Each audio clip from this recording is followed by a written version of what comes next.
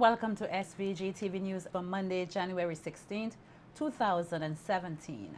I am Jennifer Richardson with the details. The Otley Hall Shipyard Limited is now under new management with the aim of ensuring that workers get the salaries owed to them.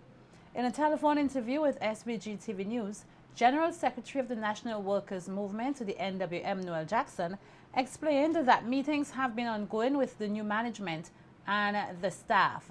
The union leader says that shake-up at the shipyard facility and new methods of operations will ensure that payment of employees is a priority.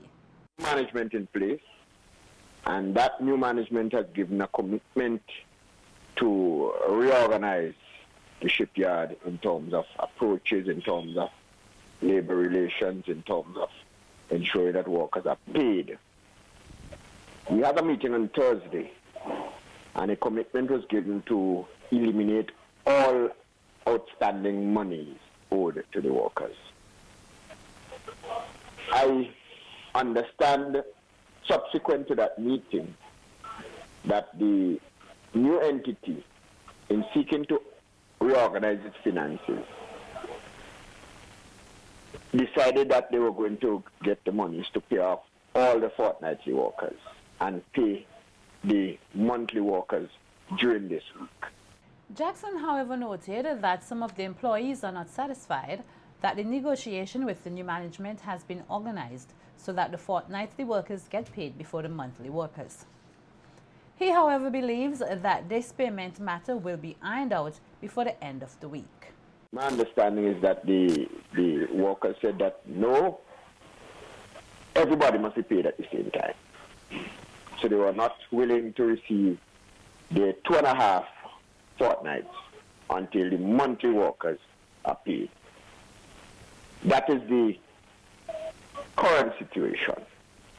We are confident, based on the discussions we have had with the new leadership, that this matter is going to be resolved this week, and we then would have to look forward to the new ideas that are going to be injected into the company to ensure that it can pay its workers and that it can be a going concern.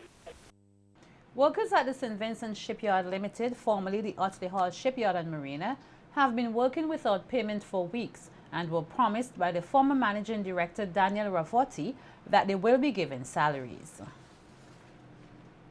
Additionally, the NWM General Secretary said that he was extremely concerned that the non-payment of workers at the St. Vincent Shipyard Limited could have become volatile. We did not want that to happen. We don't think it was in the interest of anyone, any group, to have a situation where violence is used to solve your issues. But, to be truthful, the atmosphere that was created by the non-payment of wages was very of serious concern to us. Our objective really was to work towards ensuring that the project could work, to continue to offer Vincentians employment, to offer the families of the employees sustenance. And I think we are getting there, despite all the criticism, despite all the things that have been said. With more than 3 decades of providing social security services in St. Vincent and the Grenadines, members of staff of the National Insurance Services gathered on Saturday evening, January 14th, for a celebratory dinner and award ceremony, where they bid farewell to long-serving Executive Director Reginald Thomas. Nolisha Miller has more in this report. A farewell to long-serving Executive Director Reginald Thomas was the highlight of the National Insurance Services dinner and award ceremony hosted on Saturday evening at the Spring Estate. Thomas began his tenure with the organization when it was known as the National Problem Fund, which later became the NIS. Commending the NIS and more specifically the outgoing Executive Director for his sometimes stern leadership and constant teachings on ways that the government can be prudent, Minister of Economic Planning Camilo Gonzalez noted that his expectations for the NIS continued growth and expansion will remain intact even as Thomas departs. We expect that on this 30-year bedrock of success, the NIS will continue to grow, will continue to expand, will continue to invest citizens' money wisely, and will continue to be such a critical cornerstone of growth, of development, and of future success in St. Vincent and the Grenadines. So if you still have your wine glass, I think we should raise a glass in a toast and say, long live the National Insurance Services of St. Vincent and the Grenadines. Noting that Thomas' departure will leave a void, the Minister of Social Development, Frederick Stevenson, said he hopes that the next executive director has already mapped out his plans to continue to take the NIS on a forward path. Leaders would come and leaders would go. And I'm sure that the next set of leaders would continue on the upward development path that our brother Reginald Thomas and those who are leaving the institution have started. Secretary General of the Inter-American Conference of Social Security, Omar De La Torre, sang praises to the NIS family for the major strides made over the years. On January 5th, the National Insurance Services of San Vicente and the Grenadines reached the 30th year serving its insured with quality and dedication. Today, thanks to the dedication of employees and the commitment of the citizens, the National Insurance Services stand as a strong institution, financially healthy, open to learning, and prepared to face the present challenges, aiming to achieve excellence in the services, always for the benefit of its users. And the chairman of the NIS, Lennox Bowman, also had high praises for Thomas, describing him as more than a professional counterpart. From the very first day, that the first meeting that I had as chairman of NIS, I was impressed because it was a new board, new government change, new board. But I was really impressed with Reggie's preparation for that meeting, with Reggie's help and the help of the staff of the NIS. That was the steepest learning curve I've ever had to climb, and I believe it was the most satisfying one. A very humble Thomas took the opportunity to highlight the major accomplishments which the NIS achieved over the years under his leadership. We have contributed in many ways to economic development and sustainability of all of the countries in Vincent and the Grenadines.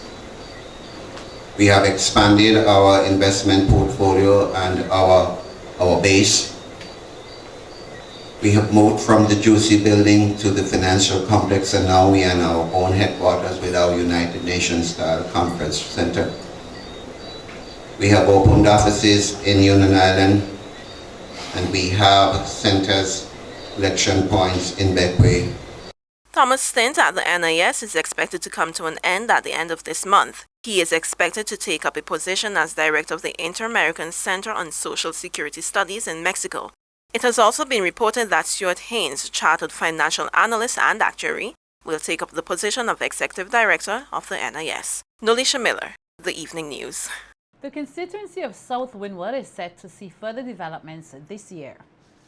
At the NIS Awards ceremony, Social Development Minister and Area Representative Frederick Stevenson said one of his major focus for 2017 will be directed to the development of skills for males in the constituency, adding that it is his intention to implement a pilot project which will look at poultry production. Getting a greater emphasis of the Ministry of Social Development. I have to do a lot more to ensure that the young boys are off the streets and gainfully employed. And so this year, in the first quarter, it is my intention to start a very significant pilot project in this constituency in Baibu for about 30 young males to be gainfully employed in poultry production, meat birds and eggs, and also in vegetable production. Minister Stevenson said the project will target mainly the young men in the area. a generous benefactor, have given us and the ministry about 5 acres of land, free of cost, to start this very important project, because we have to ensure the young girls are going off to university, the young women are going off to university and coming back and gaining great employment opportunities, while the young boys stay on the block. I want to see them off the blocks and being gainfully employed and getting many of them out of the hills.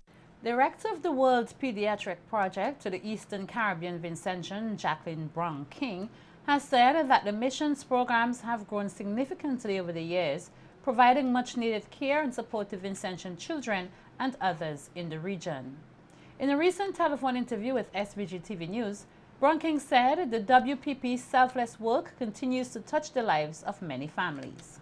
It has grown because persons know our families have very limited resources, financial resources. Therefore, persons are now understanding that this is an area, this is an organization that is offering some hope. If you have a child with an issue, you hardly have any resources to take you or to do whatever, you can come to WPP and you will be guided through the process of referral or what have you. And of course, you know, they realize that, yes, they have to pay something, but not as much as if they had to find it all for themselves. And of course, the government, our government, has really embraced ownership of this program. We are the central point, we are the hub. Therefore, we have bragging rights towards this program. And that's because we are results-oriented. We ensure that we do what is expected to ensure the life of this ongoing life of this program. In the other islands, we expect them, and they have been stepping up. The WPP Eastern Caribbean Director further pointed out that the mission also serves as an economic relief for persons who on their own would not be able to afford the care and support given under the project. On our program, the families, they are not asked to pay anything. They come, they are evaluated. The ones who have surgery in St. Vincent, it's done free of cost to them. Their families are treated just like our children. And for the other ones who need to go further, meaning to go either to Richmond or St. Louis, Missouri, again, the onus is on each country to help them to get prepared. But once they get to the States, of course, it is absorbed by our program, meaning they're picked up, transported, accommodation, surgery, transportation, it's all taken care of by a group, family, organization. A memorial plaque, which was to be unveiled at last Thursday's memorial service for the 7 students who lost their lives in the rock gutter tragedy 2 years ago, is expected to be unveiled at a later date. SVG-TV's Sharon Galway attended the memorial service last Thursday and tells us in this report how the families of the deceased have been dealing with their loss. Describing the January 12, 2015 accident as a test of faith, Area Representative Montgomery Daniel called on the community of Fancy to continue to be compassionate as the healing process continues. Right here in Fancy, I saw great teamwork and togetherness. Daniel made this plea at a service held at the Fancy Government School in remembrance of the 7 who lost their lives: Anik Alexander, Raquel Ashton, Jamali Edwards, Jamal Edwards, Glenroy Michael, while the bodies of Simonique Ballantyne and Chanstacia Stay have not been recovered from sea. Fresh flowers, as you can see, and etchings on the lampposts saying we miss you, we're sad that you're gone, remain here at the actual accident site where the vehicle went over the embankment. Candles were lit, a minute's silence observed in memory of the 7 students. Empathizing with the grieving families and friends was Deputy Prime Minister Sir Louis Straker, who outlined that a plaque which was late in arrival will soon be unveiled and set up in remembrance of the 7 victims. I trust that you would not give in to fear, give in to doubt, give in to depression, but realize that God is in the midst of everything. And he who has brought you through these past 2 years would carry you through for the years to come. Several government ministers were also in attendance and spoke at the remembrance service. They did not die in vain. They communicated by the way in which they died, the sudden circumstances, something that will stay with us as a nation. At this time, as a community, we need to be supportive of each other. We need to lend a helping hand. We need to love each other a little more. Tributes were made by the victims' families. Every day I wish it didn't happen when the angels came and took you to heaven. She was a beauty in all her splendor, so my heart will remain rich forever. We also took the opportunity to speak with survivors and one relative who outlined how they have been coping. Sometimes I still remember about the accident, but I don't really study it no more and thing. But it does flashback. Anytime like when I pass rock gutter, it does flashback. Oh, there is no pain that Jesus can't feel, no hurt that he cannot heal. In every situation, just trust him and everything will work out in his time for our good. Good. School is good. Okay. Yeah. And anything you want to tell the parents? You know, some of the parents are still sad that they miss their kids. Anything you want to tell them? Stay focused and keep the faith. Yeah. It's been 2 years since this accident at Rock Gutter that has caused so much pain in the community of Fancy. But one thing can be said about these 7 children is that they continue to bring the community together despite the pain. Reporting for SVG Television News, I am Sharon Garraway. As part of efforts to offer a more hands-on approach to learning, Vincentian educator Suzette Sandy has embarked on an initiative geared at enhancing the fine motor skills of students as they go through their early stage of development. The book series has proven to be very beneficial to students as it is not only a teaching aid but serves as an avenue for students to explore their creativity. Nikita Tony has more in this report. Of the fact that children do not only learn by visual and audio aid, but also by a hands-on approach, educator Suzette Sandy has embarked on a drawing book project that has proven to be very beneficial to all students. Developed mainly for students at the early childhood and primary school levels, the drawing book project, according to Sandy, can be used as a teaching aid to enhance the fine motor skills of students, outlining that the project was initially developed to assist the cause of attaining her bachelor's in education degree. The kindergarten teacher, who is also a mother, stated that the books have provided an avenue for students to not only draw but learn from what they draw. The drawing books are used not only for scribbling, not only for drawing, they are used for different activities within the classroom. The use of the drawing books in my classroom is used in such a way that, for example, if a concept is being taught in the classroom, for example, if we teach the letter A sound, what we do, we instruct the students to draw something that was being taught in the classroom or draw something from their previous knowledge. In other words, the children will be making a real-life connection to what they know and what they don't know. Sandy noted that the books come in an array of animation designs as well as Vincentian themes. Books are very user-friendly. What I did, I used animation, and we know today that children love animation. Not only that, what I did, I also integrated the letters of the alphabets as well. Ranges from Dora, Peppa Pig, Mickey Mouse, Smurf, you name it, I have it. The drawing books has a lot of leaves. 24 pages inside of them. Urging the general public to support the project, Sandy further expressed gratitude to all customers who have been responding greatly to the book series. Feedback is good. The response has been favorable. I have targeted some schools already, preschools and primary schools, and I still have some more to work on. I want to encourage the general public to come out and support me, and remember that these drawing books can be used in the classroom. Very, very, very useful.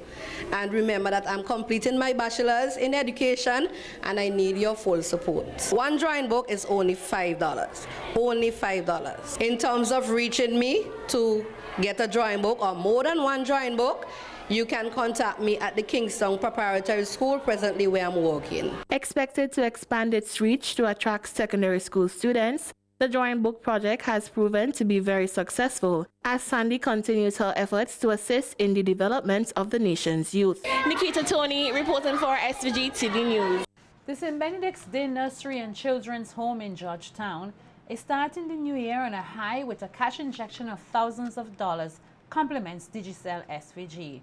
The institution was identified to benefit from the cash donation after one of its employees, Sabrina Sandy, was named one of Digicel's golden ticket winners in its 2016 Get Gifted Christmas campaign, winning herself $5,000 cash. Sandy said, having been employed with the St. Benedict's Day Nursery for more than 4 years and knowing the needs of the institution, she saw it more than fitting to donate the majority of the cash to the home, which serves as a safe haven for many children across St. Vincent and the Grenadines. The Georgetown resident thanked Digicel for continually finding ways to reward its customers and for mandating that a portion of its $150,000 2016 Christmas campaign was awarded to at least one charitable organization here. The National Telecommunications Regulatory Commission, the NTRC, alongside its partners, will host its prize-giving ceremony for the 4th annual Idea and Innovation Competition known as the I-Squared Competition this Thursday. This year's competition sought to challenge students' creativity to develop and present projects in the form of ideas and mobile applications for the improvement of business operations within the private sector of St. Vincent and the Grenadines. 9 schools, 7 secondary and 2 tertiary schools were selected from the preliminary stage of the competition and have advanced to the finals. There will be presentations in the secondary category by teams from the Mountain View Adventist Academy, Chumaka Secondary School, P.T. Bodell Secondary, Girls High School, Bishop's College Kingston, Thomas Saunders Secondary, and the Union Island Secondary School. In the tertiary schools category, there will be presentations by teams from the St. Vincent and the Grenadines Community College, Division of Arts, Science and General Studies, and the St. Vincent and the Grenadines Community College, Division of Teacher Education. The grand finale and award ceremony is scheduled to take place at the NIS main conference room from 9:30 a.m. The secondary schools will be judged in the morning from 10 a.m. and the tertiary level in the afternoon from 1:30 p.m.